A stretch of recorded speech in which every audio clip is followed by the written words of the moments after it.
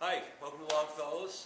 For March we're going to show you a couple different styles of Irish coffee. It's a great traditional drink, especially for St. Paddy's Day. Still a little chill in the air, so it's nice to have a nice little warm coffee and Irish whiskey when you're enjoying parades.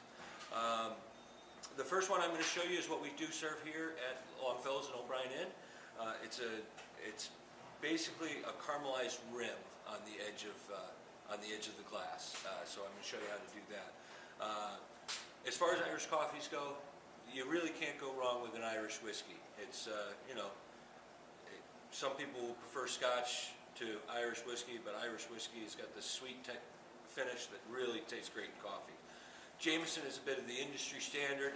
It's available everywhere. It's in every bar in America. Here we use Paddy's, which is new. They just started importing it about 10 years ago, and we think it's a great product here. My personal favorite would be Tullamore Bushmills. Bushmills is kind of well known. It's got a little bit sweeter finish to it, so a lot of people actually prefer it in their Irish coffees. Tonight we're just going to show you our recipe. So the first thing we do is we start a bain-marie. A bain-marie is just a double boil. So we put some hot water and use the hot water to warm our brandy.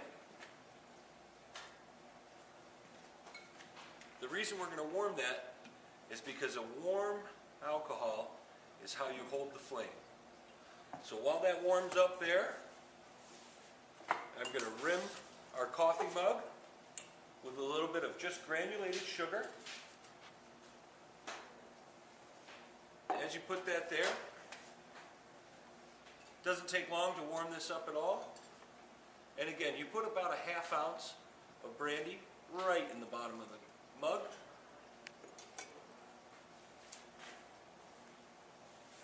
Sometimes a grill flame is good for this, but if you just touch the alcohol, you'll see as it's warm, it holds the flame.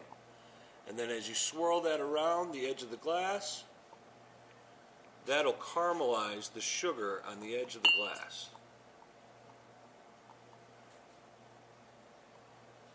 And of course, you always want to be very careful when dealing with flames and liquid, because if it runs away and gets on your skin, it is brutal. So we'll let that flame out. We take a 1 ounce pour of Paddy's Irish whiskey.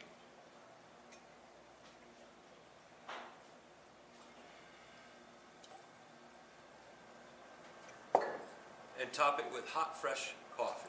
Regular, decaf, whatever you prefer. Now when I make my Irish whiskeys at home, I like to use a fresh whipped cream. The effort of time saver, a little whipped cream dollop on the top is quite alright. Some people garnish that with a little creme de menthe, give it a little green color. I personally don't like mintiness in my Irish coffee. So that's our O'Brien Inn caramelized sugar Irish coffee. So the next version I'm going to show you is a recipe that was taught to me by an old restaurateur, family friend named Dar Tiffany. Apparently this recipe originated at the Drake Hotel. It's a world famous hotel in Chicago. And what they do there is they take about a tablespoon of brown sugar,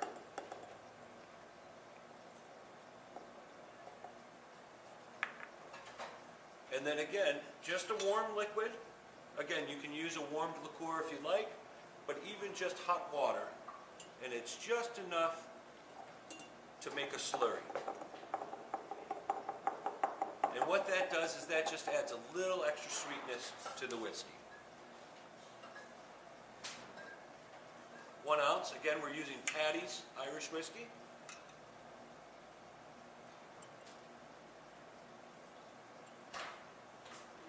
Just enough. Hot coffee. And again, whipped cream. Like I said before, I prefer to use a fresh whipped cream. If you're interested in making that home, it's very simple. About a cup of heavy whipping cream, a little bit of powdered sugar, and just a touch of vanilla extract. Whip that. You can hand whip it if you like, but a machine works much better. And again, This is a traditional Irish coffee. The recipe comes from the Drake Hotel in Chicago. Very simple drinks, great for parades, especially on cold days.